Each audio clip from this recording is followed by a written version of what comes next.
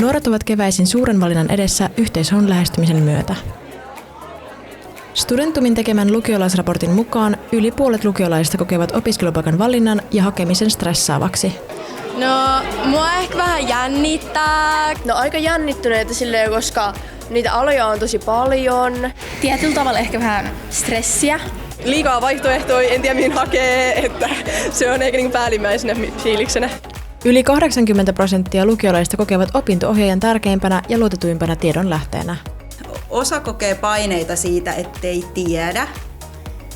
Se on semmoinen, että on niin kuin epävarma ja sit kokee siitä paineita.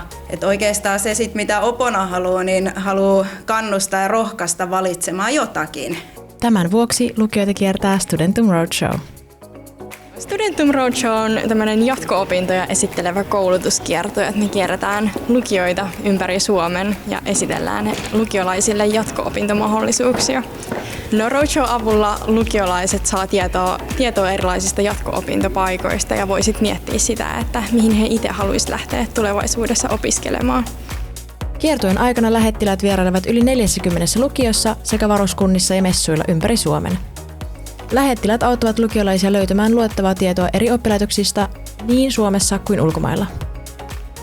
Opiskelijat aika usein tulee juttelemaan meille sen takia, että heillä on mielessä joku opiskelupaikka tai joku ala, mitä he haluaisivat opiskella ja miettiä, että missä sitä sitten voisi opiskella.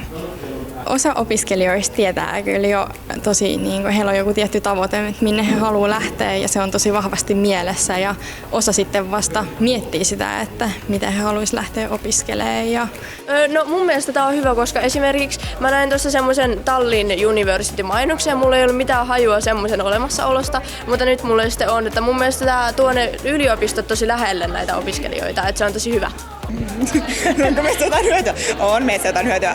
Ehkä sellainen, missä me voidaan auttaa kaikkein eniten ja on se niinku tuen antaminen ja olla se niinku ekstra aikuinen siinä niinku opojen ja opettajien ja vanhempien ympärillä. Ja sitä vähän, että varsinkin kun me pidetään infoa, niin me yritetään jakaa sitä meidän omaa, että miten me ollaan itse päädytty ja Ennillä ja mulla on molemmilla tosi sellainen vähän erilaiset ne meidän polut, miten me ollaan päädytty niin kuin tähän pisteeseen elämässämme, niin itse kuvittaisin, että se olisi se tärkein. Ehkä on yllättänyt se palaute, mitä on saanut suoraan lukiolaisilta, että he on kokenut tämän tosi hyödylliseksi ja tullut kiittelemään vaikka infon jälkeen, että oli kiva saada lisää tietoa erilaisista jatko-opintopaikoista.